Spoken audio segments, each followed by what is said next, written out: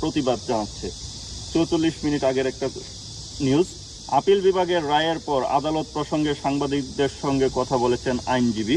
এই যে কথা বলার এখানে চিত্র দেখিয়েছে। সরকারি চাকরিতে 93% নিয়োগ হবে মেধার ভিত্তিতে।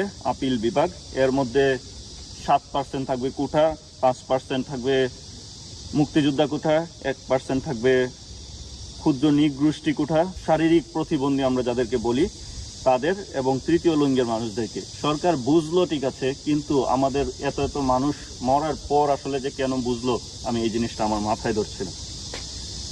কোটা আন্দোলন নিয়ে হাইকোর্টের রায়, হাইকোর্টে যে আগে রায় হয়েছিল এটা বাতিল করে দেওয়া হয়েছে।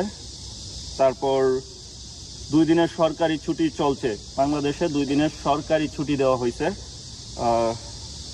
এমনি আমরা জানি শুক্র শনি বন্ধ থাকে, রবি সোম এই 2 দিন আবার বন্ধ করে দেওয়া হয়েছে। রেল লাইনের ওপর বিক্ষোভকারীরা